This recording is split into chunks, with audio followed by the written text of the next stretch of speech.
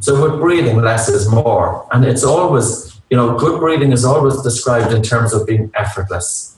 It should never be an effort to breathe. And sometimes people say to me, well, I go to my yoga and my yoga teacher, sometimes I'm hearing people breathe in the class. So I say, you can do absolutely everything you do in your yoga.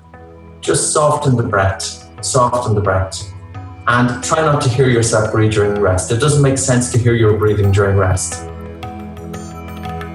Namaste. You're listening to the Savannah Podcast. Join us on an exploration of Eastern spirituality, yoga philosophy, and conscious living for the new age. This podcast is a production of SavannahSpirit.com, where you can find a large selection of Om and yoga clothing, spiritual jewelry, and unique fair trade gifts from the Far East. Now here's your host, Ashton Szabo. Greetings, everyone. Welcome to the Savannah Podcast. We've got a really interesting show in store for today. We're going to be talking all about the breath. Now, our guest is Patrick McKeown.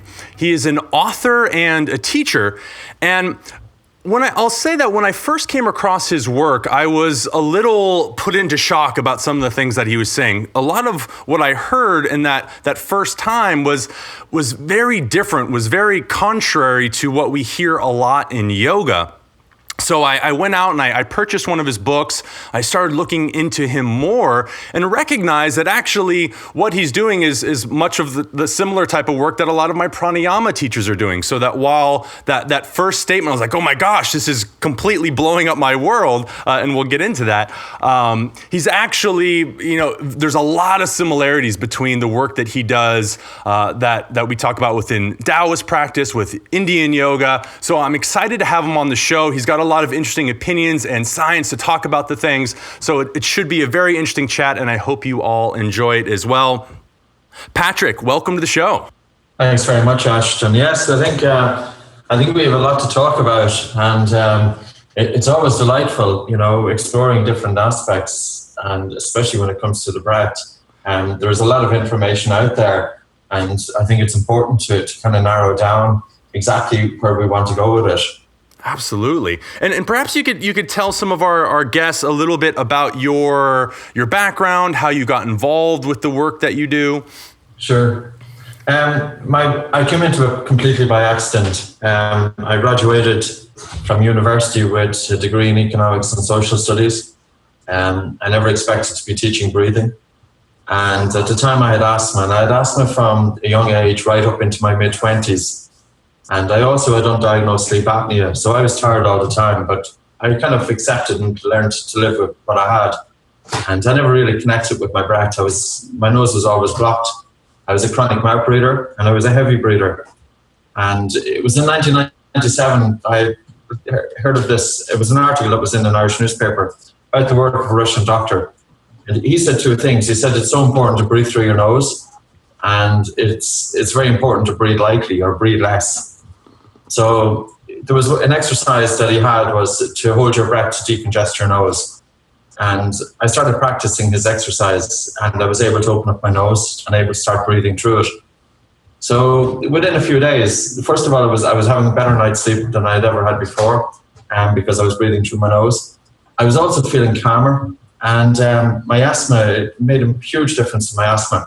But again, I was only doing it for my own health. It was a few years later that I actually decided I'd really like to be teaching this to other people. At that point, I knew the difference that it made to my life. And it was very simple information.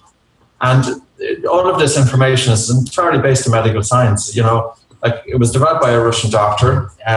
He had spent decades of research into it. And even in Western journals, we can take out, the basis of what he had said. It just makes sense.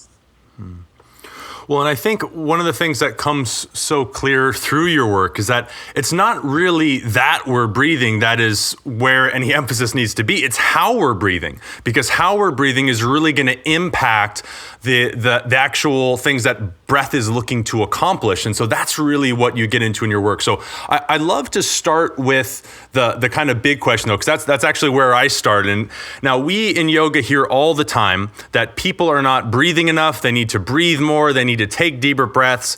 You actually very much disagree with that part of the statement. So if you could, or I believe you do, so if you could tell us a little bit about your, the message behind that we are actually chronic overbreathers instead of underbreathers. Sure. We know from studies with children, for example, 50% of children go around with their mouths open most of the time, habitual mouth breathers. Many adults do the same. Many adults sleep with their mouth open. They wake up with a dry mouth in the morning. They heavy breathe. All you have to do is listen. I was flying in from Canada there the other day, and a guy fell asleep behind me, and I was listening to his breathing, and it was heavy. The amplitudes were large.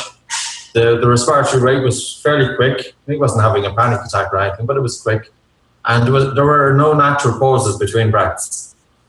So this guy is overbreathing. He's breathing too much. And ironically, the more air you breathe, the less oxygen that's delivered to your cells.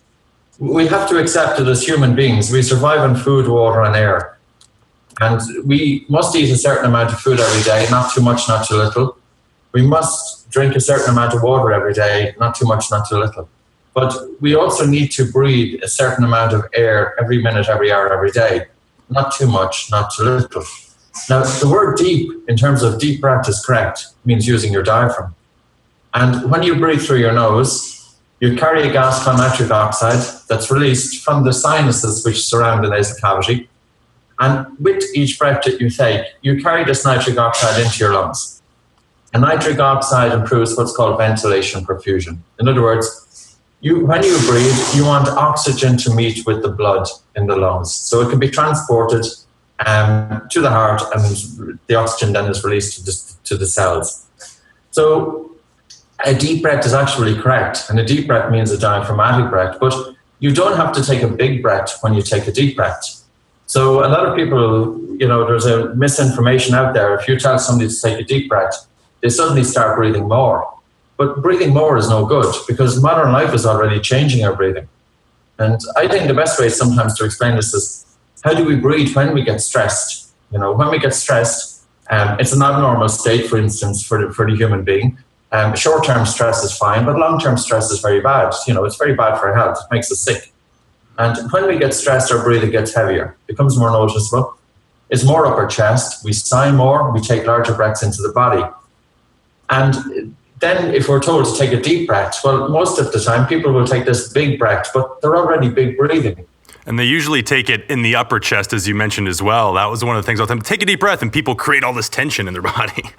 Totally. It's entirely the wrong thing to be doing. So it's on that basis then, well, how should we really breathe? Well, if stress is making us breathe faster, well, then it makes sense to activate the parasympathetic nervous system, to bring the relaxation response to the body, to completely slow down our breath. Stress often makes us breathe through the mouth. Well, it makes sense to breathe through the nose. Nose breathing, by the way, improves arterial oxygen uptake by between 10 and 20%. Nose breathing also sterilizes the lungs. Nose breathing helps open up the airways. Nose breathing moistens the air before it comes into the lungs.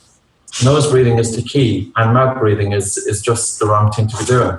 Well, and you mentioned nitric oxide as well, because that's something that's combined only through nose breathing, correct? Like it's not getting that interchange through mouth breathing? No, there's a very minute amount of nitric oxide that you may get from mouth breathing. But for the most part, if you're breathing through the nose, it's significantly higher. Yeah, and it's a huge, it's such an important molecule into the human body.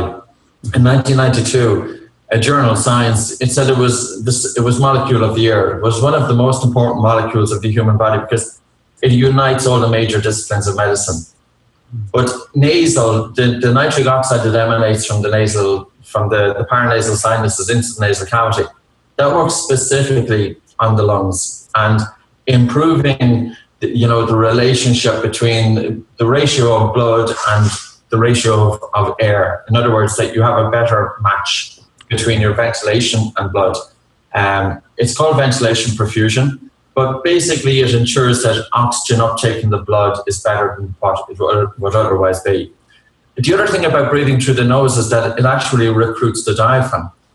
Like if any of your listeners just look down at their chest and take a breath in through the mouth, you'll see that when you breathe through your mouth, you automatically activate the upper chest. So if you have an individual then who's breathing through their mouth for a period of time, well then upper chest breathing becomes their norm.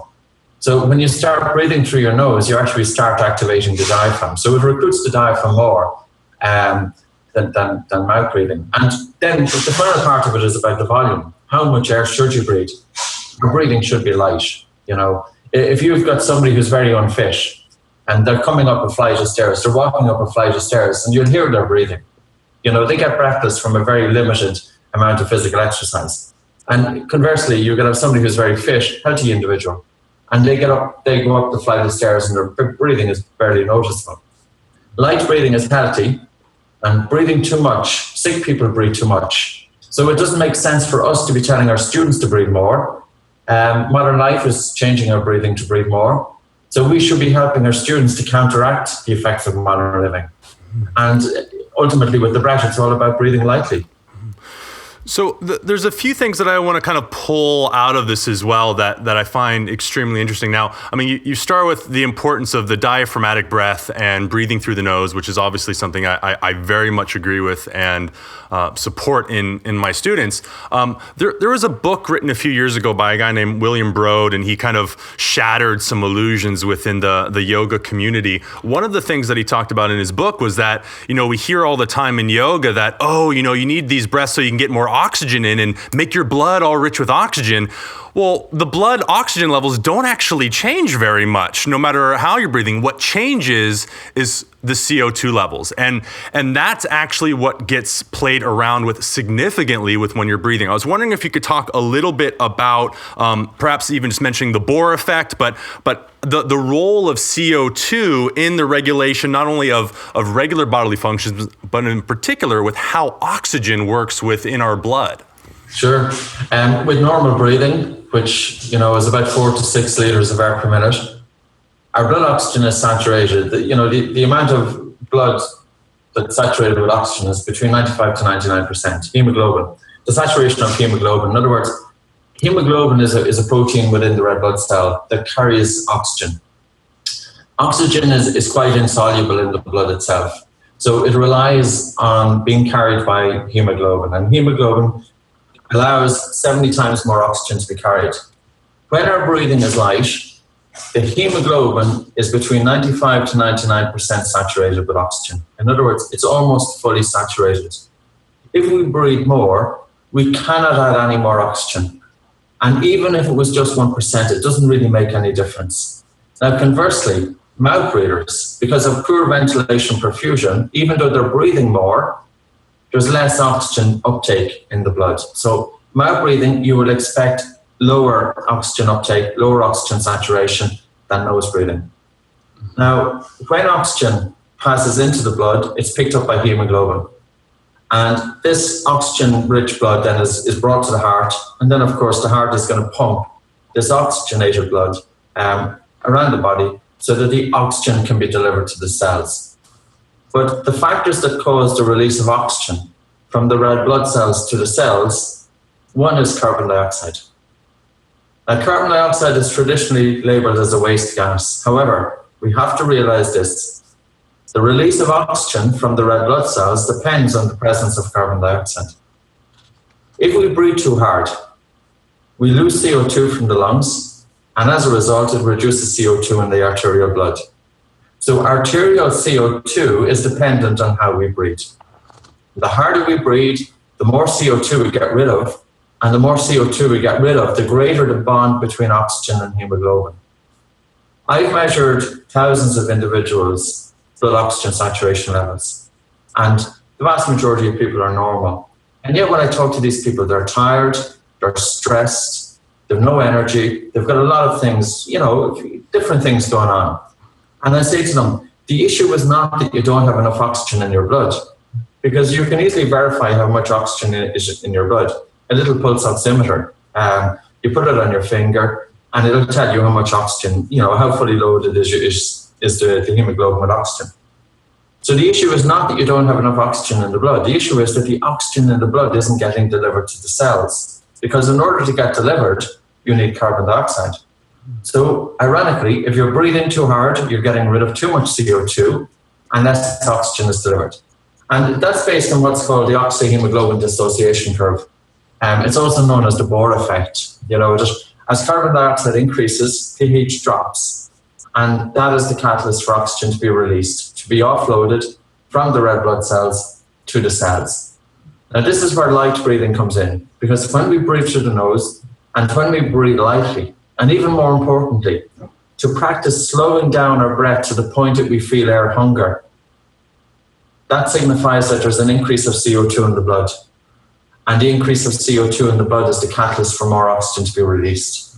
Well, I think that's that perfect kind of key thing right there, that CO2 is actually determining how much oxygen we can use. So it's not even a matter of like how much is in the blood, it's how much can be utilized. And so that's important. Now, in yoga, there is some emphasis on breath length at times. There's a lot of, we work with ratios and stuff, but what tends to come up more in some of these more, advanced pranayamas, there's a lot of breath retentions. And I want to touch on that. But first, a big part of your work is the slowing down of the breath. And while perhaps not as talked about in yoga, it's talked about a lot in Indian yoga. It's talked about a lot in Taoist yoga. So they very much link longevity to the length of breath. And I'm not sure if you've ever heard this, but Taoists actually think often that we are born with a certain number of breaths in life, and that when you reach the end of the number of breaths, that's when you leave your physical body. That's when your physical body dies. So the whole point is to how much can you extend a single breath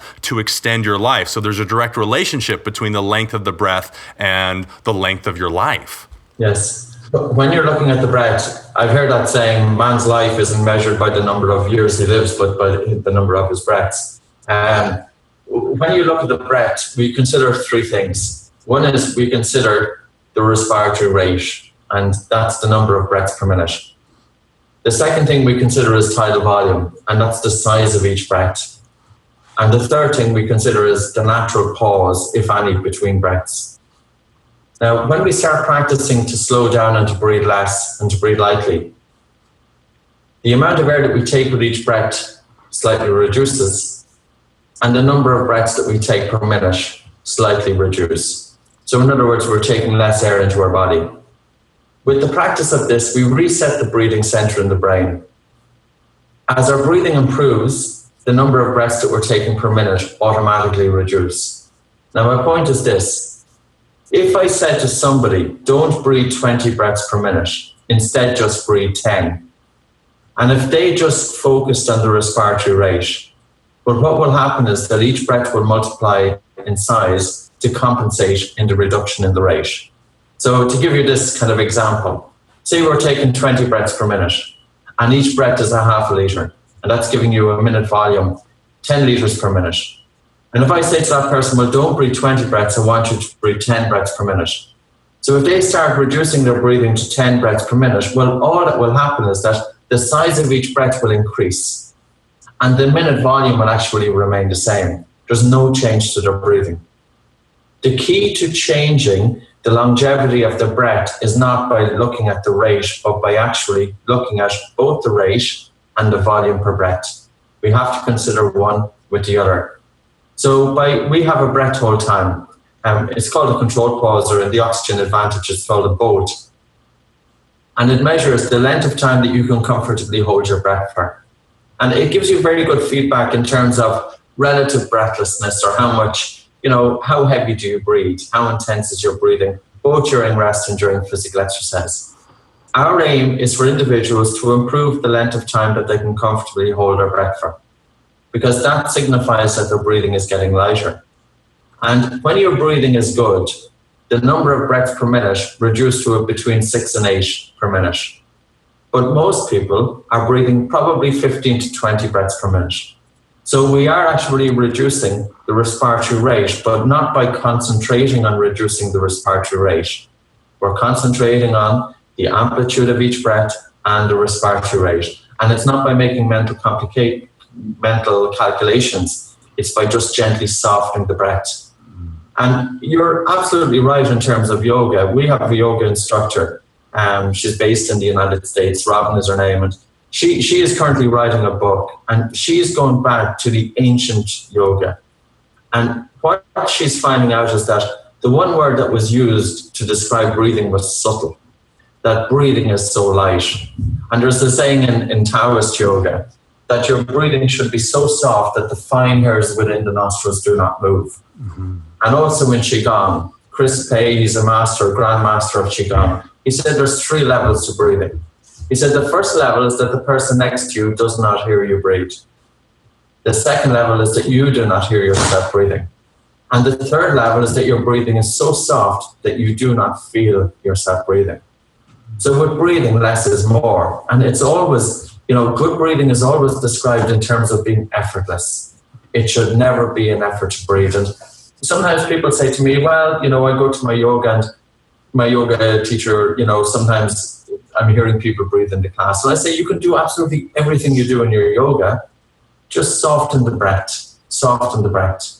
And try not to hear yourself breathe during rest. It doesn't make sense to hear your breathing during rest. You can focus on your breathing. You can activate the diaphragm. You can bring, you can do all of the exercise that you need to do while at the same time having light breathing. And I think once people start practicing it, a few things happen, and they happen pretty quickly. Increased watery saliva in the mouth. That happens within 3 to 4 minutes. And that signifies that there's activation of the parasympathetic nervous system. The second thing is that people start to feel warmer, because when you start softening your breath, carbon dioxide, of course, gently accumulates in the blood, and carbon dioxide relaxes smooth muscle that surrounds the blood vessels. So we have 100,000 miles of blood vessels throughout the body, and whether they're open or closed is dependent on their breath. If we breathe harder, and even if you were just to take 10 big breaths in and out of your mouth over the course of half a minute, some people will start to feel lightheaded. That's not because of superoxygenation. That's contrary to that. What's happening there is people are breathing harder over their 10, 15 breaths. They're offloading CO2, and smooth muscle that's surrounding the blood vessels is constricting. So ironically, the harder we breathe, the more our blood vessels constrict and the less oxygen that's delivered to the cells. Now, I love a lot of your work in that it, to me at least, it kind of blends in a lot of, because I had a heavy Taoist Qigong practice for a number of years growing up. And then as I've, in my 20s and 30s, got much more into yogic techniques of it and of pranayama and things like that. I love the connection between both the length and slowing of the breath and something that we haven't gotten in too much in our conversation yet, but that's breath retentions or the breath holds, as you call them. I want to talk a little bit about that before kind of moving on, but before we do that, maybe as the intro to that, you mentioned it briefly, the BOLT test, the body oxygen level test. Is that something that we could share briefly with our listeners? Is something that if they're listening driving or something, probably not the thing to do, but maybe we could kind of create that ground level of like, okay, this is kind of what we're talking about from a retention standpoint, and then we can start to talk about the effects of holding your breath, because that is a big part, in particular with Indian pranayama. Breath retentions are a big part of a lot of the work that we do. So I'd love to touch on the BOLT test. Yes, of course. Retention of the breath makes absolute sense. And when you explore it and what's going on there, it provides that understanding. Now, the BOLT test, it's a very simple test. You have to be sitting down for about 10 minutes at rest. And you take a normal breath in through your nose and a normal breath out through your nose. And you hold your breath on the exhalation. So it's a passive exhalation and you hold your breath. And you hold your breath and you time it in seconds until you feel the first involuntary movement of the breathing muscles to breathe, or maybe the first stress to breathe. Because after you hold your breath, there's a period of time where there's no sensation to breathe. And then there comes a time when the body tells you, breathe. That's the BOLT. How long does it take after you hold your breath until the time that your body tells you to breathe? So it's the first distinct desire to breathe. But it's as you say, it's the first, not how long you can hold your breath, but rather that first real impulse to breathe. Yeah, because if you were to measure how long you can hold your breath, willpower kicks in there.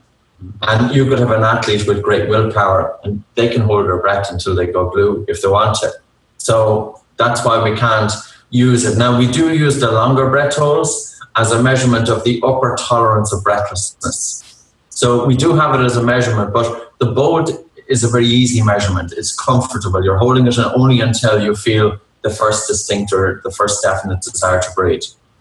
And the higher your BOLT time, the lighter you breathe. So if, for instance, we have somebody coming in and their bolt time is 10 seconds, well, their breathing has huge room for improvement. They're going to be more breathless during physical exercise. The likelihood is that they're going to be snoring or breathing heavy at night, and that their breathing is relatively heavy during the day. And of course, if you're breathing heavy or heavier than what you should be, less oxygen is being delivered. So energy levels can be affected, stress levels can be affected, and how the individual feels can be affected. Can you talk a little bit about the role of the spleen and what's happening to it when we're actually doing these breath retentions?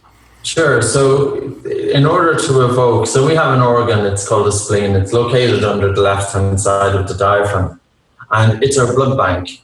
So basically, when you hold your breath, and when I talk about holding the breath, I'm talking about holding the breath for a long time. So you can imagine you're taking a small breath in, small breath out, and you hold your nose. And say you just start walking around. And as you're walking around, you start to feel your diaphragm contracting, because now the brain is sending a message to your breathing muscles to breathe. So you're feeling that need to breathe. But if you keep on relaxing into that breath hold and you prolong it, there's going to be a change in blood gases. Because you've stopped breathing, oxygen levels are going to drop because your cells are continuously extracting oxygen from the blood, but you're not replenishing it with your breath. So your blood oxygen saturation drops. And at the same time, carbon dioxide increases. Now, as blood oxygen saturation drops, the body senses there's a drop in oxygen saturation. And as a result, the spleen will start releasing more red blood cells into circulation. So that's one aspect of it. The second aspect is that the kidneys, when you're holding the breath and your blood oxygen saturation drops, there's less oxygen getting to the kidneys. So the kidneys synthesize a hormone called EPO, erythropoietin.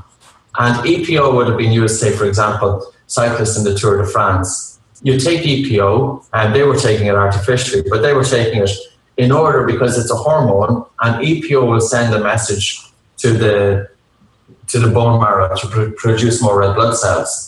So if you hold your breath, you'll also increase EPO.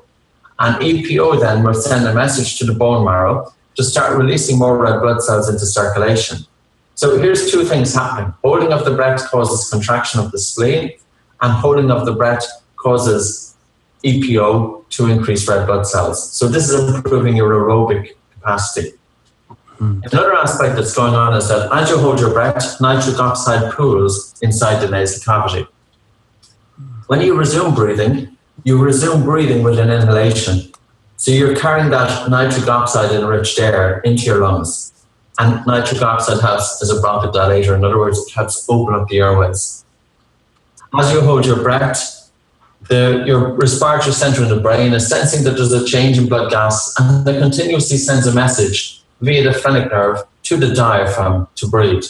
So your diaphragm is contracting. You're actually giving your diaphragm a workout, because it's ironic that with physical training, we cannot condition the diaphragm. If you run hard, anaerobic sprinting, for example, will condition the diaphragm, but you couldn't be doing it all the time because it's exhausting. But if you do breath holding, you can actually be activating the diaphragm and improving the strength of the diaphragm. And the benefit of that is that it would be less prone to fatigue, for example, during physical exercise. So there's quite a few things that are going on. So that's looking at aerobic capacity in sports. And we're also looking at improving respiratory muscle strength. Another aspect is anaerobic capacity, because when we're doing breath holding, and especially when we incorporate it with physical exercise, we're very much disturbing blood acid-base balance.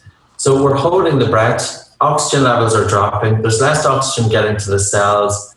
In turn, hydrogen ion that's coming from the cells isn't being oxidized. So it's associating with pyruvic acid to form lactic acid.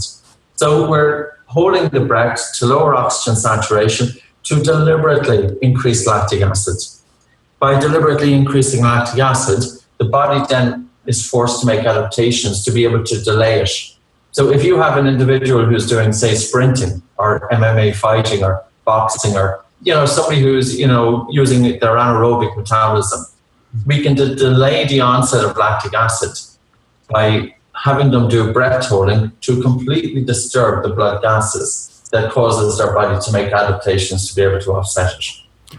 And these effects are lasting, correct? Because you've talked about in your work that hemoglobin, for example, is higher in people that are trained breath holders. So it's not something that's just happening in the moment. You'll never find 100% agreement in studies, and with this you don't either. But I think what's more exciting about this is the improvement to anaerobic capacity. I think it's really, really exciting. The ability to be able to delay fatigue in athletes.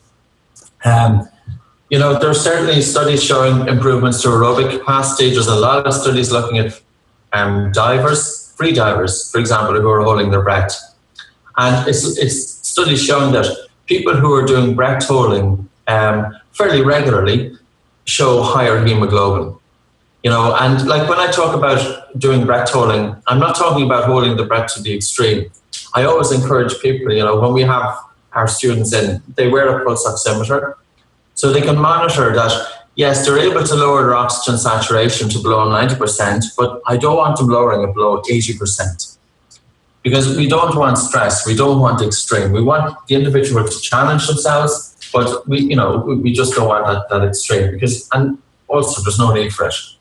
So using a pulse oximeter, which one can pick up very, very cheaply, you can verify if you're simulating high altitude, because simply by holding the breath, you're able to see right in front of you the changes to your blood oxygen saturation. Is that something literally you can just kind of order online, or? Yeah, the ones we bring in, I bring in Nonan. Nonan is actually the correct pronunciation. It's an American company, and I use their pulse oximeters because they're very accurate and reliable. But you can buy cheap ones. You can buy them for maybe $30 on Amazon, or you can buy also the Nonans, the basic rate, for $99. We tend to go for the Nonan because they're more responsive.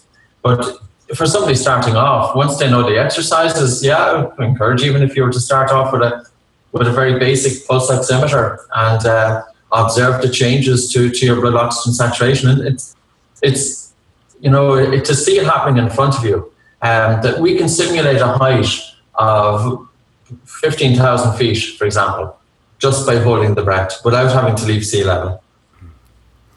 Now, there's something that you also talk about in your work that I want to get into, because it's something that, interestingly, I had encountered, I don't remember, it was probably just a couple of years ago, and it was actually through the context of vitamin deficiencies and nutrition, and they were talking about how we're deficient in vitamin D and these other things that are making that our jaws aren't growing large enough, which is creating problems where everyone's having to get their wisdom teeth pulled out and all that. But you actually have a different sort of take on that as well, in terms of what is causing these different facial features that you see it in the more sort of, we could say, ancient or native cultures, where they've got a particular facial structure that is kind of disappearing in our modern culture and leading to the problems of everyone needing to get their wisdom teeth pulled. So could you talk a little bit about how breathing from our youth actually affects how our facial structure grows? Sure, of course. I just returned from Vancouver. I spoke at the American Academy of Craniofacial Pain, and it was attended by orthodontists, by dentists, by medical doctors. And this was the topic that came up. Why are jaws now smaller? And jaws smaller in that there's no room for teeth, but not only is there no room for teeth, the airway is smaller. And if the airway is smaller, the individual is more susceptible to obstructive sleep apnea. Now, there may be a link with nutrition, because Dr. Weston Price, for example, he wrote a book, it was back in the 1930s, called Nutrition and Physical Degeneration. And he noticed that when people switch from a very traditional diet over to our modern diet, that first generation children became mouth breathers. So there's some link there between nutrition and mouth breathing. Now, the problem with mouth breathing is that if we're breathing through the mouth, the tongue isn't resting up in the roof of the mouth. And it's the tongue that helps to shape the top jaw. So if the tongue is lying midway or on the floor of the mouth, you've got pressures of the cheeks that's moving the jaw inwards, but you've also the lips moving the jaw inwards, and at the same time, the entire face is sinking downwards.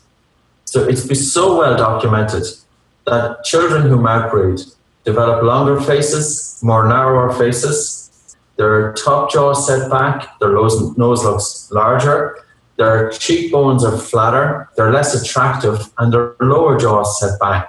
And with the top and lower jaw, with the maxilla and the mandible set back in the face, the airway is smaller. And when the airway is smaller, they're less able to do physical exercise because they're less able to breathe.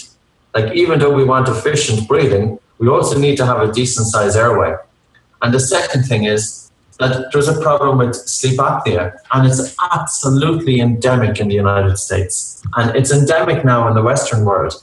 How our children breathe is influencing not just how they look, but their health. And, it's so well documented in the journals that children who are mouth breathing, they tend to do less well academically. They often, not all kids, but it can be related to ADD, because of course the child is tired and sleep is disrupted. Anybody who mouth breathes during their sleep will wake up more tired. The quality of sleep isn't the same because the nose, the key is breathing through the nose for a good quality sleep. And they've done research with this. They've had some individuals and they've purposely blocked their noses to see what happens to their sleep as a result of breathing through the mouth. Their sleep quality reduces. And sleep is really, really important because if we don't get a good night's sleep, we're not going to have a good day. One relates to the other, and the crux is to breathe through the nose. And 30% of the Western population have rhinitis.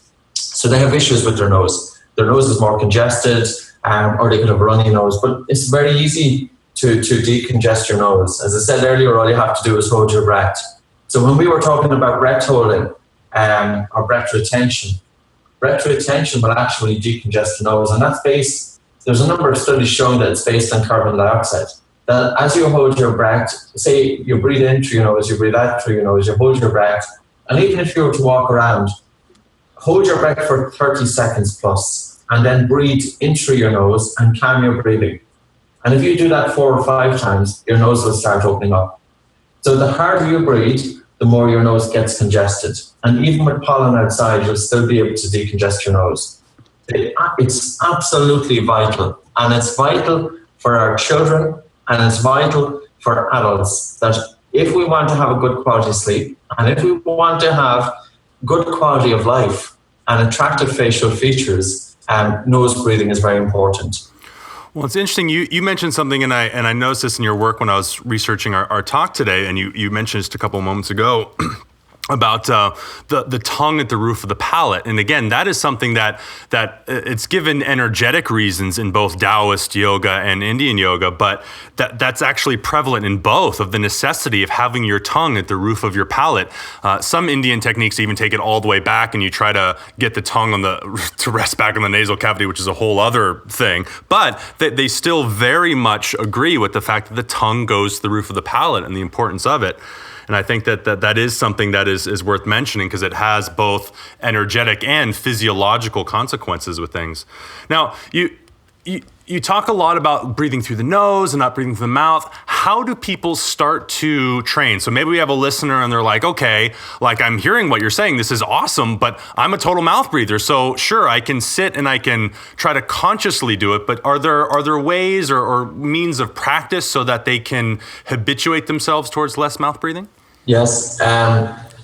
First of all, if the individual has nasal obstruction, I suggest either they go on our website or onto YouTube and they just put in the instruction, how to unblock the nose, and put in my name, Patrick McKeown. So some of the exercises are up on YouTube. So there's an exercise there that will show you how to decongest your nose, and you'll see me showing people how to do it. And then the next step then is to become really conscious of how you breathe. Just pay attention, is my lips together? Are my lips together? If you breathe through the mouth, a few other parts with it, you're going to tend to have bad breath. It dries out the mouth, and as a result, we tend to have more dental cavities, more gum disease. We're more dehydrated because the nose, breathing through the nose, retains moisture in the body. And of course, the body is 70% water. So there's so many, reasons why we should be breathing through the nose. And I think once the individual starts becoming conscious of it, then they start paying attention to it.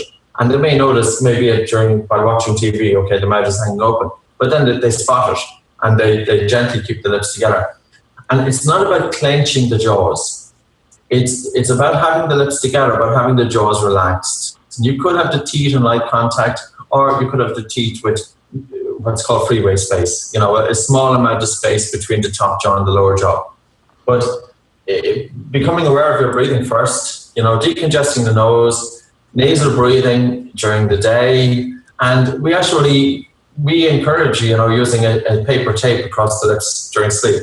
I have thousands of people doing it. I recommend it in my books, and I think it's just one of those things that when we're asleep, the muscles relax and the jaw tends to fall down.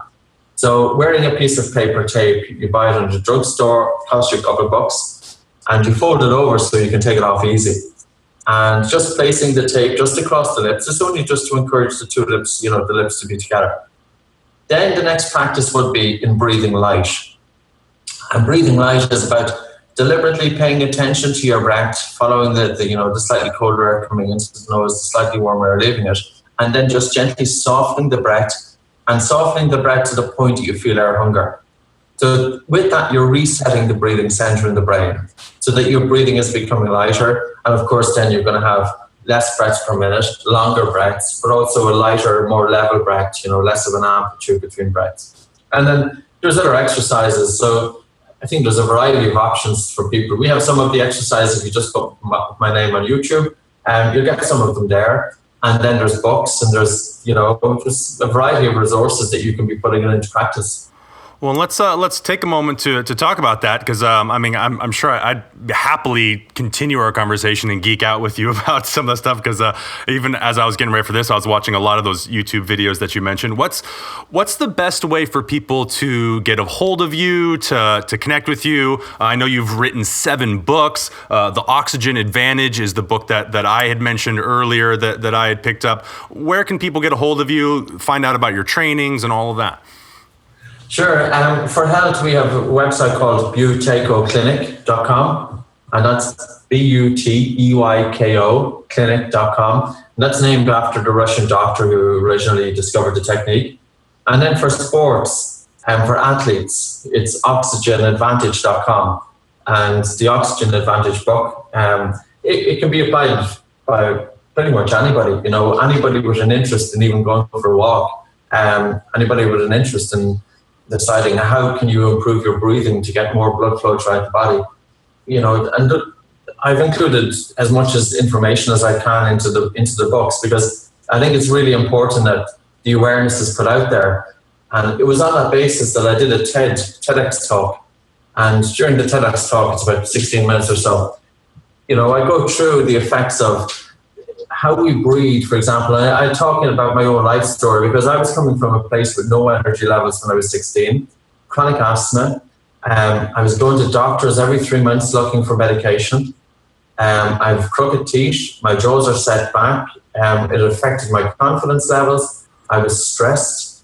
And I came across this by accident. I fell between the cracks of the medical system, that something as simple as breathing through the nose and breathing lightly. And it was just by chance that I came across it. And when I put it into practice, it absolutely changed my life. So we would love that, how many people out there and how many children are out there mouth breathing and heavy breathing, not knowing the effects that it's having on them. And that's why we have the information as accessible as possible. The YouTube videos, there's a number of books. All my books are on Amazon. The websites are there. Drop us an email and, we'll help you where we can. And now, of course, too, we'll have all of that written in the show notes. But for those, I'll admit here, full disclosure, that I had a hard time figuring out how to pronounce your name until I heard it on a YouTube video. But it's McKeown, and that's McKeown. McEown. So Patrick McKeown, like I said, we will have it written in the show notes and everything else, but if you're listening to this and wondering how to spell it, that's how you would find it. Patrick, thank you so much for coming on the show. I really appreciate your work. I really appreciate that you're having this conversation out there, as I think it is such an important thing and so important for our health.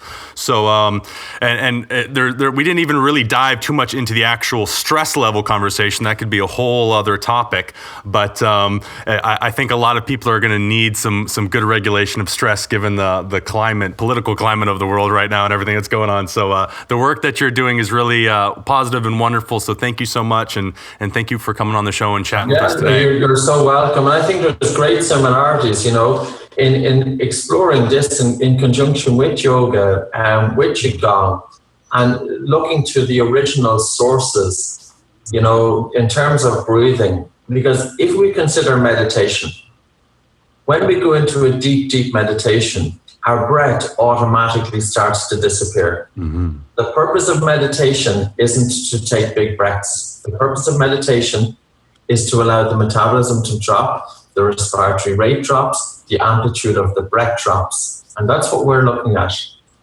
So there's nothing new about what I'm talking about, but I think sometimes that the message has got a little bit lost along the way. And I think it's great that you're talking about it.